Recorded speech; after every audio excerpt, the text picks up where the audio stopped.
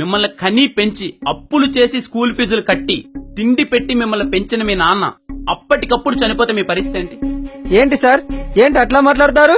కదా భయం వేస్తుంది కదా. మీ ఇంట్లో మీకు అన్నం పెట్టే మీ నాన్న చనిపోతే భయం వేస్తుంది, దేశానికి అన్నం పెట్టే రైతు చనిపోతే మీకు భయమేదా అండి? సార్, డెవలప్మెంట్ అంటే స్మార్ట్ సిటీలు, మెట్రో ట్రైన్లు, 4G నెట్వర్క్లు కాదు సార్. రోజు మీ ఆకలి తీర్చే రైతుకి అన్నం దొరకడం సార్.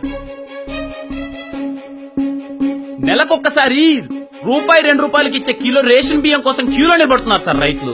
అయినా ఎప్పుడో ఒకసారి వచ్చే జ్వరం కోసం దాని మీద మందులు అమ్ముకునేవాడు మాత్రం కోట్లు సంపాదిస్తున్నాడు. మీ ఆకలి తీర్చే ధాన్యం పండించే రైతు మాత్రం ఆత్మహత్య చేస్తున్నాడు సార్. వ్యవస్థ ఉందియా సార్? వ్యవస్థ బీరు ఫ్యాక్టరీలకు 24 గంటలు కరెంట్ ఇచ్చి 7 గంటలు మాకు కరెంట్ అయినప్పుడే వ్యవస్థ చచ్చిపోయింది. కాండోమ్ ప్యాకెట్లకు ఎంఆర్పీ రేట్లు ఇచ్చి మా బతుకులకు ఎంఆర్పీ రేట్ అయినప్పుడే చచ్చిపోయిందండి వ్యవస్థ. సార్, నకిలీ విత్తనాల కాపలా కాసి మాలాంటి బతుకుల్ని కాటికి పంపించినప్పుడే చచ్చిపోయింది. ఇక్కడ ఏ నా కొడుకు ఎవరిని బాగుపరచుడు, మన ఊరిని మనమే బాగుపరచుకోవాలి. ఒకప్పుడు ఈ రోజు నీ పని ఏంట్రా అంటే ఈ రోజు నేను బ్యాంకు పని మీద వెళ్తాననే వాళ్ళు సార్. అలాంటి పనిని నిమిషాల్లో అయిపోయేలా చేశారు సార్. మీరు ఒక్కసారి ఆలోచించండి, మీరు కళ్ళు మూసుకొని ఒక్కసారి ఆలోచించండి. మీ ఊరికి వెళ్ళి మీరు వ్యవసాయం చేస్తే మీ ఊరిని ఎలా మార్చగలరు?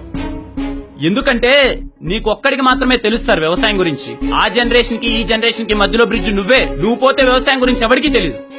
ఫైనల్ గా ఒక చిన్న మాట సార్, మీరు అన్నం తినేటప్పుడు ఎక్కడో కనిపించని దేవుడికి దండం పెట్టడం కాదు సార్. మీకు అన్నం పెట్టే రైతు, మీ కళ్ళ ముందున్న రైతు గురించి ఒక్కసారి ఆలోచించండి సార్. ఆత్మహత్యలు ఆగిపోతాయి, అలాంటి బతుకులు మారిపోతాయి.